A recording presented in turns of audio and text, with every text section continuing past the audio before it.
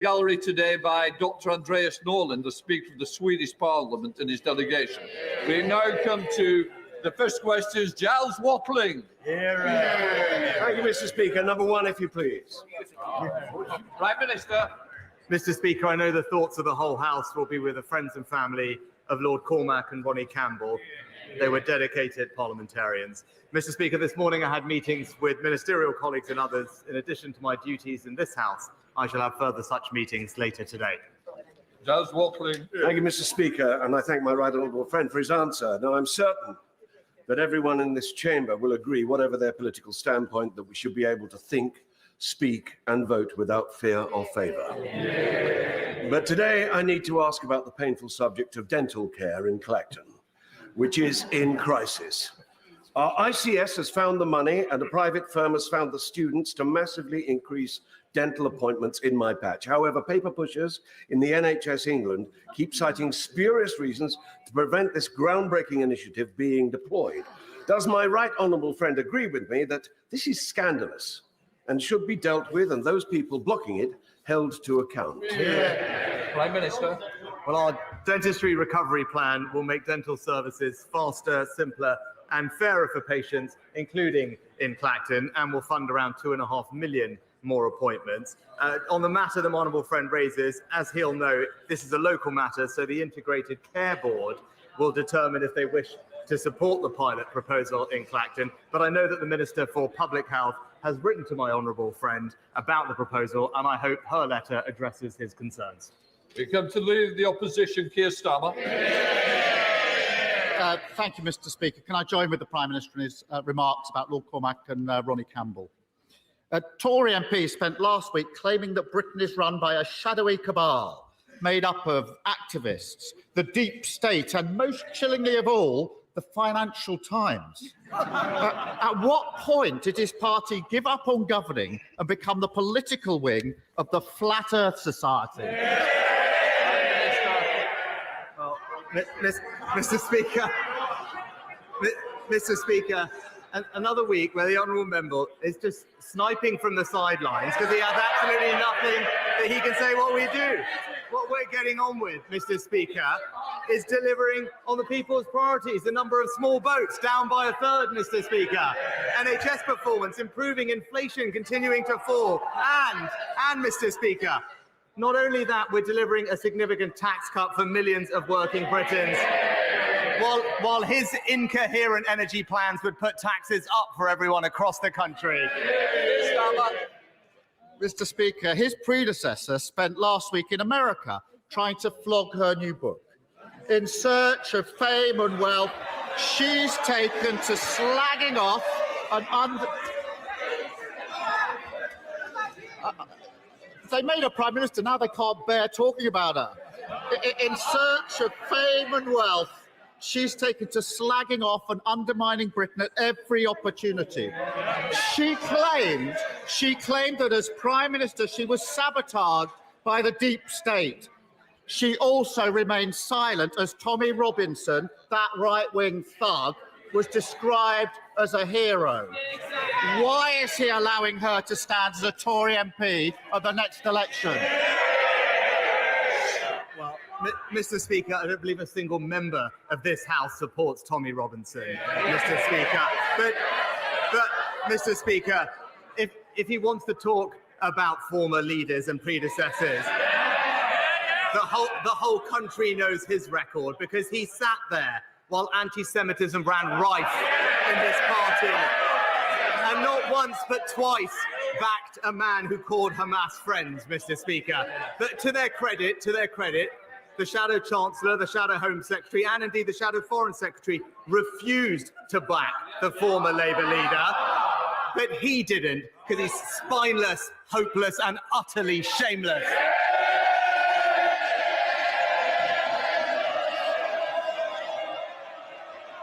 Mr. Speaker, I've changed my party for the better. He is being changed by his party. The reason he's letting her stand is because he's too weak to do anything about it. It's the story of his leadership. When they refused to accept any blame for the ruin of the last 14 years, you do wonder who they think has been running the country all this time. Thankfully, the former Prime Minister's on hand again to help. It turns out it's all the fault of the media, the corporate world, and bizarrely, the President of the United States. Winston Churchill once said, the price of greatness is responsibility. Now, I don't think the British public are expecting greatness from this Prime Minister, just a bit of accountability.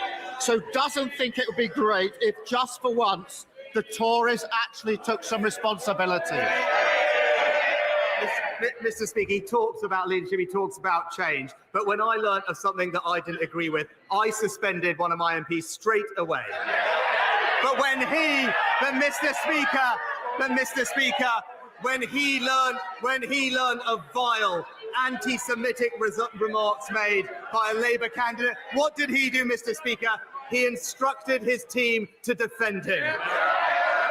He sent a shadow cabinet minister to campaign for him, and he personally backed him for days. And that's the difference between us. I act on my principles. He hasn't got any.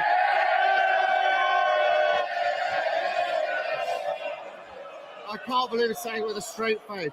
The former Prime Minister continued on her American odyssey. This journey into the wild west of her mind. She also claimed, Mr. Speaker, that Nigel Farage is the man to restore the Tory party. Can the Prime Minister confirm whether he too would welcome Mr. Farage back into the Tory fold?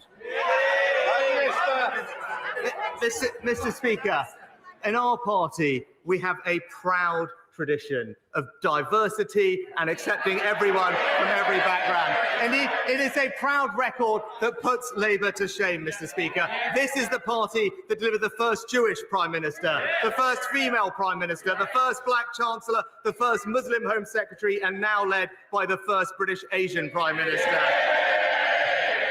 While it seems he can only champion men from North London, it's the Conservatives that represent modern Britain, Mr. Speaker.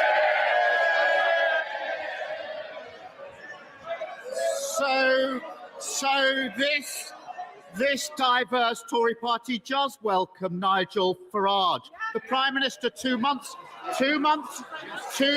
ago, the Prime Minister said the Tory party is a broad church. I welcome lots of people who want to subscribe to our ideals and our values.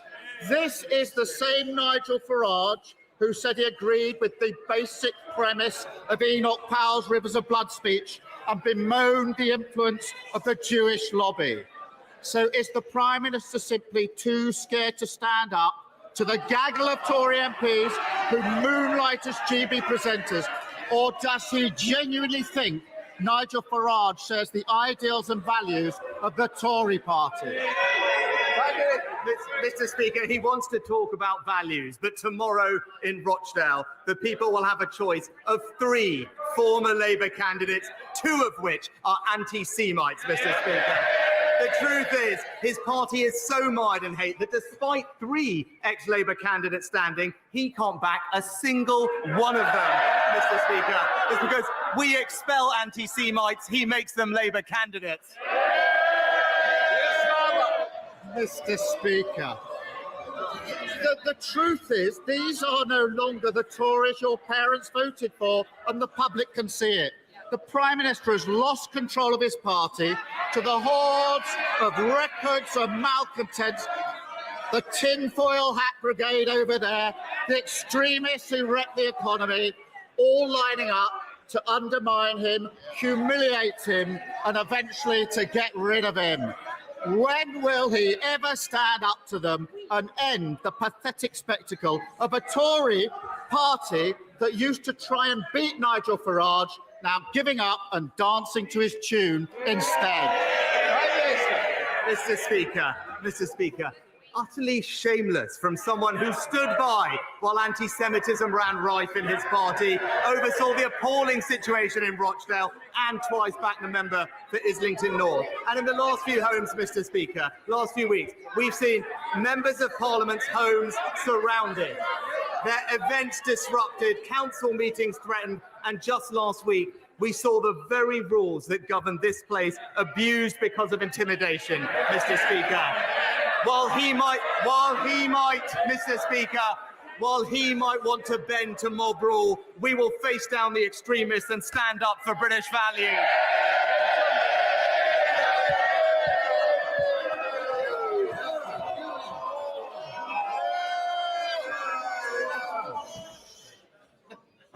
Mr. Speaker, 2 years ago, last Saturday, Russian forces launched their heinous attack on Ukraine.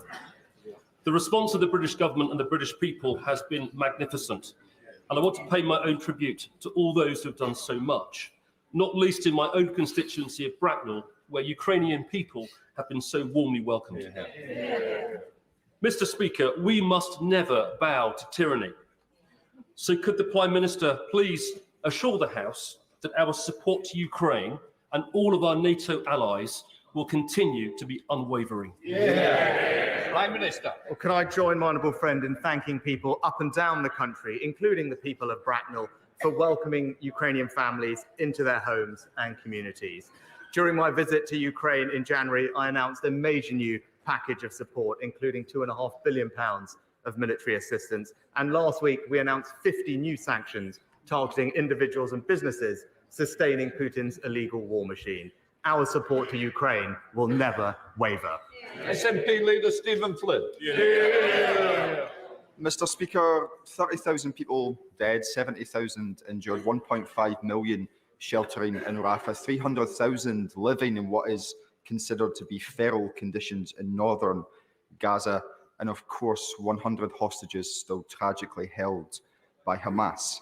It is the horror of those numbers that demands that this House have its say, just as it is the horror of those numbers that show that this House should demand an immediate ceasefire. Now, President Biden has indicated that that ceasefire may take place from Monday. Does the Prime Minister share in his confidence? Prime Minister. Well, Mr. Speaker, we have consistently called for an immediate humanitarian pause, which would allow for the safe release of hostages, including British nationals, and more aid to reach Gaza. We welcome progress on a deal. As the honourable gentleman said, there has been progress, and we urge everyone on all sides to seize the opportunity. And I've been clear that we must seize the momentum from this terrible tragedy to find a lasting resolution to this conflict, which delivers on the promise of a two-state solution and ensures that Israelis and Palestinians can live in dignity and security. Stephen Flynn. Mr. Speaker, we're now approaching 5 months since this conflict first began. And in that time, this House has equivocated, and this government on 3 occasions at the United Nations has abstained when it could have voted for a ceasefire. Abstentionism is not leadership. So can I ask the Prime Minister, should this matter now come before the United Nations with a ceasefire potentially in sight, will he use his government's vote in order to deliver that ceasefire? Prime Minister. Well, Mr. Speaker, we support the United States draft resolution that was discussed with colleagues at United Nations last week, but just calling for an immediate full ceasefire now, which collapses back into fighting within days or weeks, and indeed does not release hostages, including British hostages, is not in anyone's interest. We must work towards a permanent ceasefire, and that starts with an immediate humanitarian pause to get aid in and hostages out. I agree with the honourable gentleman about the suffering of the people in Gaza, and in this country, we should be proud of everything we are doing to help them and provide them the life-saving aid that they deserve. Dr. Jamie Wallace. Thank you, Mr. Speaker. I'm sure we're all proud of the open government we have, the availability of information and our open data. But with machine learning and AI fast becoming more prevalent, does the Prime Minister not agree that now is the time for us to look at licensing this information where it's going to be used for commercial gain to inform intelligence that's going to disrupt society and our economy? Thank you. Prime Minister. Well, can I join with my honourable friend and his passion for AI? And like him, I'm proud of our record at the forefront of the AI revolution, having created one of the world's first AI safety institutes, establishing the State of AI report, and hosting the world's first ever Global AI Safety Summit. Now, I will ensure that my honourable friend meets with the relevant minister to discuss his proposals to ensure that we can harness the opportunities of AI and protect ourselves against the risks that it poses. There's Samuel Roberts. Plaid Cymru has signed the full facts pledge for an honest general election campaign. One of full facts 4 asks is to renounce deceptive campaigning tactics. There is evidence of egregious, misleading campaigning in Wales and elsewhere by the Conservatives in recent weeks.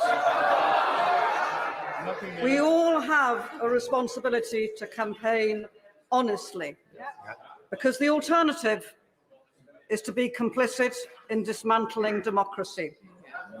Therefore, will the Prime Minister sign full facts pledge for an honest election? Well, Mr. Speaker, I was pleased to just be in Wales last week, and these are the facts on the ground. The Labour-run Welsh NHS is performing the worst in the United Kingdom. Small Welsh businesses, including pubs and restaurants, are facing a crippling rise in their business rates. And indeed, Welsh farmers are being decimated by the plans of the Welsh Labour government. Those are the facts in Wales, and we're going to continue to point them out at every opportunity. Thank you very much, Mr. Speaker. There are 4,000 patients in Carshalton and Wallington facing uncertainty after landlords pulled out of discussions the day before the GP practice's lease expired and then issued them notice that they were trespassing. Now, the local ICB has issued a very weak statement. The local Lib Dem run council is refusing to meet the practice and myself. And now we have 4,000 patients unsure if they're going to have a surgery to go to. So can the Prime Minister assure me that when these decisions are taken by landlords, that there is appropriate infrastructure in place to support NHS patients before they are cast out to try and find somewhere else to go? Prime Minister. Well, Mr. Speaker, as my honourable friend will know, GP leases are commercial agreements between landlords and tenants, but he's right. Everything that can be done should be done to ensure that GP surgeries do not have to close. That's why in March last year, we commissioned a review into legislation governing these leases, and the review will create a new framework that will make leasing to tenants such as GP surgeries and other groups easier and more accessible. But I know his local residents will want this sorted as soon as possible to take advantage of the extra appointments that we are creating so that people can get access to the primary care that they need. Alan Smith. Mr. Speaker, one of the few good things to come out of Wednesday's Stramash last week was that the House united around a call for an immediate ceasefire. Now, I welcome that. That's progress. The Prime Minister was just given an opportunity by my friend to commit the UK's representatives in the United Nations and elsewhere to articulate that position of this House. If they're not going to do that, what would he say to those of us who say this place really is just a sick pantomime? Mr. Speaker, as I outlined previously, it is not right to call for an immediate ceasefire that would collapse instantly into more fighting and not do anything to get more aid into Gaza to alleviate the suffering that people are experiencing, but also to make sure that we can safely remove hostages, including British hostages. That has been our consistent position. We have been calling for an immediate humanitarian ceasefire, which will provide the conditions for a lasting and sustainable peace. But just calling for something that will collapse back into fighting is not in anyone's interest. But all our diplomatic efforts at the United Nations and elsewhere are targeted towards bringing that about, and I'm pleased that in recent days progress has been made, and we should keep pressure on all parties to come to a resolution. Does my right honourable friend share my enthusiasm at Monday's announcement of 27 new potential bathing water sites across the country, including 3 in Shropshire, 2 on the River Severn in Ironbridge and Shrewsbury, and 1 on the River Team at Ludlow? How will these very welcome designations improve the quality of rivers in Shropshire and the other areas under consideration? Well, Mr. Speaker, on Monday we launched a consultation on the largest ever rollout of new bathing water sites, 27 potential new bathing waters in England, including an extra one on the River Team in Ludlow in my right honourable friend's constituency. And he's right, substantial improvements have been made in recent years. Almost 90% of designated bathing waters in England now meet the highest standards of good or excellent, up from just 76% in 2010, Mr. Speaker. All part of our plan for water, which alongside this side of the House, voting for the strictest storm overflow targets and plans for unlimited penalties for polluting water companies, opposed by the party opposite. Thank you, Mr. Speaker. The parent of a 2-year-old in the UK is currently spending over £14,000 a year on a full-time nursery place. Last year, the Prime Minister promised these parents that in April 2024, there would be a new free childcare offer. With only a month to go, parents don't know they can access this offer because of staff shortages and because of the lack of childcare spaces. So could I ask the Prime Minister today, will the parents that he promised, will they be able to accept this childcare offer that he talked about last year, or is this another example of a broken Tory promise? Mr. Speaker, we're delivering on what we said, which is 30 hours of free childcare a week for working parents of children from 9 months until they start school. It is the largest ever expansion of childcare in our country's history. But what I'd say to the honourable lady is, perhaps she might want to have a conversation with her Welsh Labour colleagues who have been given the funding to deliver childcare expansion in Wales. And what have they done? They've pocketed the money instead of matching our plans to support parents in England.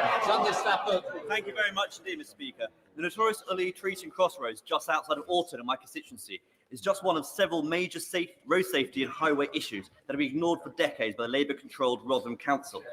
I will be presenting a petition to this place telling Rotherham Council to end this chaotic mismanagement. But can I ask the Prime Minister's support to urge both the Labour-controlled Council and the Labour Mayor to listen to residents, get this junction sorted, to stop the huge tailbacks, save lives, get Rother Valley moving, and end this war against cars in my constituency?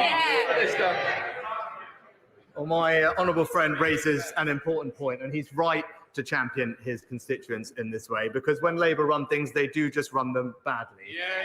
And he can be assured that we have provided £750,000 of funding to Rotherham Council for safety improvements to local roads, and we're continuing to provide vulnerable friends' constituents with a further £1 billion allocated to his local area in the second round of the City Region Sustainable Transport Settlement. Because of the decision that we made on HS2, communities, towns and cities across the North and Midlands are going to receive billions of pounds of funding for transport projects that will make a difference to him and his constituents far quicker than anything else that was planned. Diana Johnson. Another 80 victims of the contaminated blood scandal have died since Sir Brian Langstaff gave his final recommendations on compensation to the government in April 2023, 329 days ago. Will the Prime Minister join families who are lobbying members of Parliament here today to explain why his government has failed to implement any of those recommendations 11 months on? Mr. Speaker, I'm acutely aware of the strength of feeling on this issue and the suffering of all of those impacted by this dreadful scandal. We've consistently acknowledged that justice should be delivered. I gave evidence to the public inquiry last year. The government has accepted the moral case for compensation, and which is why on Monday in the other place we committed to bringing forward amendments at report stage of the Victim and Prisoners Bill with the intention of speeding up the implementation of our response to the infected blood inquiry. Neil Kaczynski. Thank you, Mr. Speaker. I'd like to thank the Prime Minister sincerely for the extra £244 million announced this week for transport and investment in Shropshire. This comes on top of £300 million for modernisation of our local A&D services, levelling up funds to modernise Shrewsbury Town Centre, and fully funding the North West Relief Road, the Ring Road round Shrewsbury. These infrastructure projects will have a major benefit, not just for us, but those who follow us in Shropshire. There is, however, one issue I would like to still raise with the Prime Minister, which is how our local Shropshire Council is funded to deal with adult social care costs. We have a disproportionately ageing population in Shropshire, and Shropshire Council is struggling to meet those additional costs. What more can be done to help councils like Shropshire deal with rising adult social care costs? Well, Mr. Speaker, can I pay tribute to my honourable friend for the work he does representing his constituents? He's right about the pressures that are faced particularly in rural areas, which is why the government provided £600 million of additional funding for local government across the country, ensuring around a 7.5% increase in resources available to invest in social care, but also by an extra addition to the Rural Services Delivery Grant, an acknowledgement of the challenges of providing services in rural areas, with more funding for those rural councils to deliver. Alison Thewlis. My constituent Lee Haywood in Kilmarnock is on a communal heat network and has seen both his standing charges and his energy bills absolutely soar. The Heat Network Market Framework was introduced in 2021, but in a letter from his minister in the Lords last week, he says his ambition is that price regulation will only start in spring 2026. So can I ask, is it his government's incompetence or Ofgem's lack of powers that are letting down constituents who can't afford to put on their heating this winter? Mr. Speaker, as the honourable lady will know, standing charges are a matter for the independent regulator Ofgem, who are currently looking at all of those things as part of a consultation. And more generally, it's this government that's providing considerable support to families across the country, including in Scotland, with their energy bills. And I'm sure she will join me in welcoming the recent announcement about the fall in energy bills, bringing them back to levels that we haven't seen in a long time, on top of the cost of living support that the Chancellor's provided, so that everyone in our country gets the help that they need. Bob Brister. Warrington Fields is a much-loved open space, cherished by local residents and used by the nearby school as playing fields. Shockingly, Peterborough City Council proposed to fence off almost the entire area, rejecting a compromise that most residents and the school were happy with. Bizarrely, that the local council seeks to blame the Secretary of State for Education, myself, and even the Prime Minister. Will my right honourable friend get behind my campaign to save Warrington Fields and make it clear right here, right now, that this is a matter entirely for the local authority?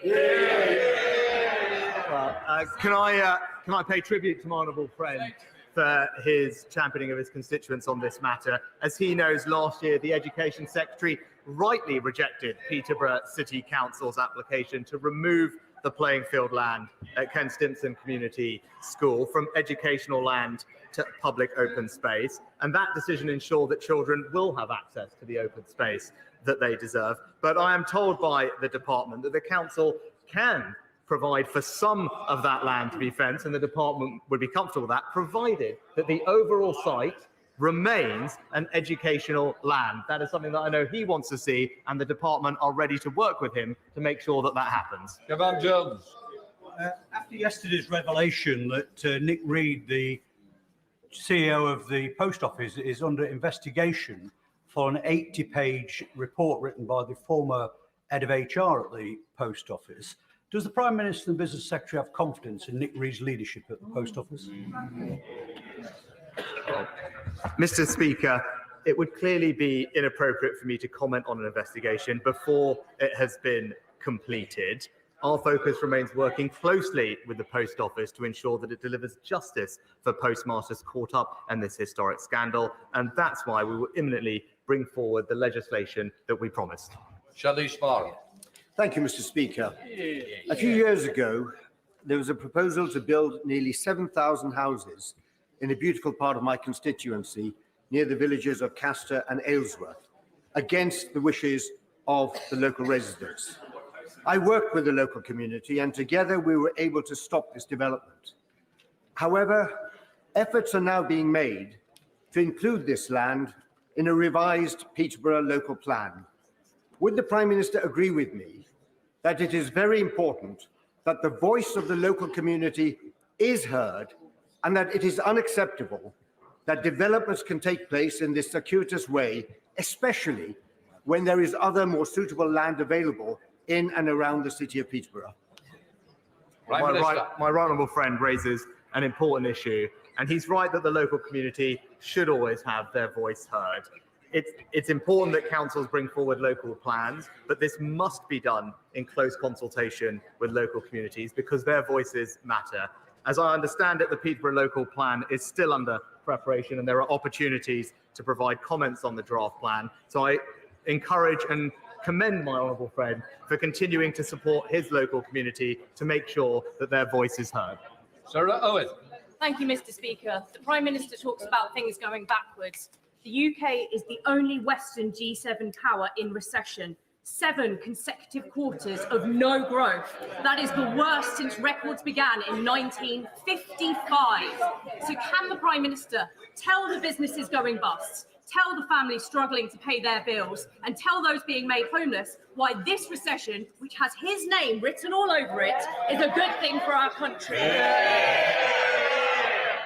Mr. Speaker, I would say to the honourable lady, she might want to check some of the facts that she just outlined for the House that aren't quite right. Perhaps she would like to explain to the country why it is that her party is stuck with a completely incoherent energy policy that will saddle working families with £28 billion of higher tax rises and higher energy bills. Jonathan Gillis. Mr. Speaker, since 2019, the Prime Minister's had our backs in Stoke-on-Trent North, Kidsgrove and Torque, with record in funding for our local transport. Over 200 million for Stoke and Staffordshire to repair potholes. Over 30 million to improve our bus network with cheaper fares and new and extended routes. Funding to upgrade both Kidsgrove and Stoke-on-Trent railway stations. Bringing back the Stoke to Leek line. And this week, we've seen Stoke-on-Trent and Staffordshire see a 10-fold increase in transport funding year in, year out. I know the party opposite like to talk down Stoke-on-Trent North, Kidsgrove and Talk, but isn't it true that this Prime Minister, this Conservative Party, are the only party with a plan to improve our, better connect our communities and fix our broken roads and pavements? Well, as ever, my honourable friend is a fantastic champion for Stoke-on-Trent and Kidsgrove, and he's right. Over the next several years, his area will receive 10 times as much as they currently do to invest in local transport schemes as a result of this government's decision on HS2. But he's also right. After years of being neglected by the party opposite, it's this Conservative government that is levelling up across the country and in Stoke-on-Trent, championed by fantastic MPs like him.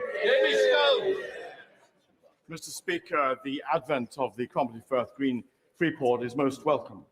Mr. Speaker, I wonder what discussions the Prime Minister has had with the Scottish Government, who will be responsible for ensuring that there's a robust roads network associated with the Freeport and that there will be sufficient housing for the influx of workers who we hope will contribute to our dream of the fabrication of offshore renewable structures.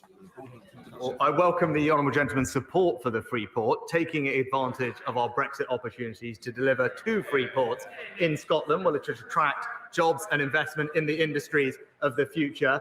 With regards to infrastructure investment, not only do we provide the tax benefits for a Freeport, there are £25 million of seed funding available to the Freeport in discussions with the government that can be used on local infrastructure improvements that make sense to develop the opportunities that the Freeport provides. Simon Fell. Thank you very much, Mr. Speaker. The AUKUS programme is not just a national endeavour designed to keep our nation safe, but also an international partnership that speaks about our ambitious work across the globe to pursue security and contain threats. So can I personally thank the Prime Minister for his engagement with the Team Barrow initiative, bringing together senior civil servants, my council, BAE and myself to drive this programme forward, making sure we can deliver these boats to time and to budget. That means improving the local area considerably and investing in it too. With that in mind, could I invite the Prime Minister to Barrow to meet not just the fantastic people building the boats of the future, but also to see how this programme is going to uplift Furness for the future. Prime Minister.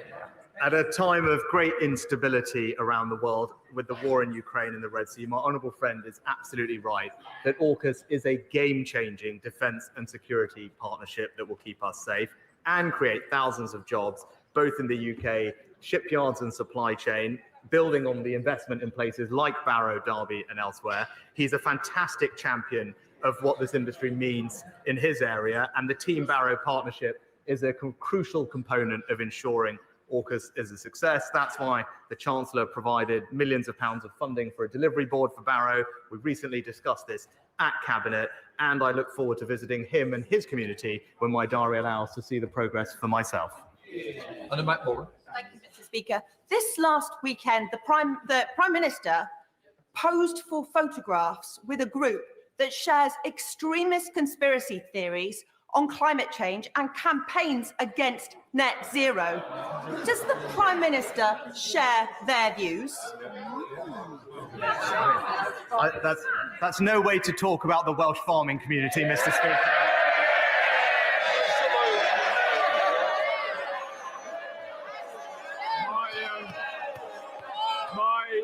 My integrated care board tell me that only £2 million of the £120 million of capital which they receive annually is for primary care.